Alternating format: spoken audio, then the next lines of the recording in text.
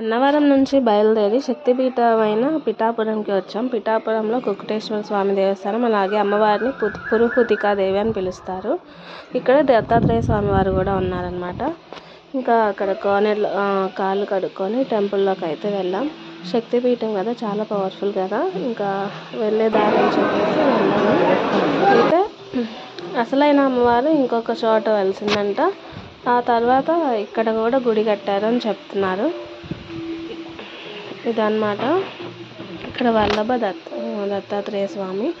అలాగే ఇదేనమాట శక్తిపీఠం అంటున్నారు, పురుహూతిక అమ్మవారు. ఇది పెంకుటింట్లో వెలిసిన అమ్మవారు. యాక్చువల్గా వెలిసింది ఇక్కడ వెలిసిన తర్వాత అక్కడ కూడా అమ్మవారిని ప్రతిష్ఠించారు అని చెప్పారు పంతులు గారిని అడిగితే. ఇంకా అది పెంకుటింట్లో వెళ్తారు అని చెప్తే మళ్ళీ అక్కడ నుంచి వెళ్ళామన్నమాట చూడడానికి. చాలా బాగున్నారు అమ్మవారు అయితే.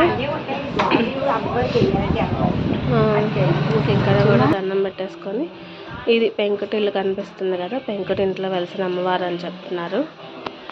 ఇంకా అలా అక్కడ నుంచి మళ్ళీ నెక్స్ట్ ఎక్కడికి వెళ్ళామంటే సామర్లకోట. అక్కడ నుంచి కొంచెం దగ్గర సామర్లకోట పంచారామాల్లో ఒకటైన సామర్లకోట అనమాట. ఇది మా బావ ఏదో చెప్పాలని ట్రై చేస్తున్నాడు వీడియోలో. అలా ఇంకా సామర్లకోట అయితే చాలా పురాతనమైన ఆలయం అంట.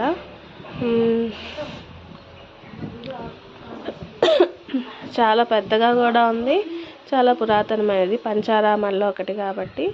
ఇంకా శివలింగం అయితే 2 అంతస్తుల్లో ఉంది. ఇదేమో చండీశ్వరి దేవి.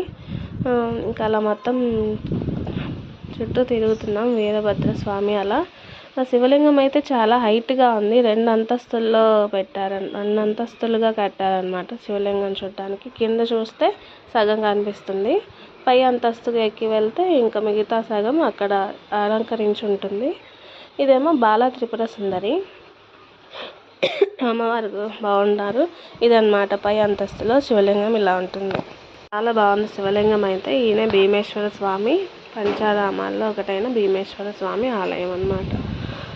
దండం పెట్టుకోండి మీరు కూడా. ఇంకా అక్కడ ఫోటో తీసుకొని అక్కడే భోజనాలు కూడా ఉంటే అక్కడ భోజనం చేసేసి ఇంకా మేము నెక్స్ట్ బయలుదేరాం. అమ్మ శివలింగానికి అభిషేకం చేసే వీడియో స్పెషల్గా పెట్టాను కదా, అది చూడండి మా స్లోగా చూడాలనుకుంటే.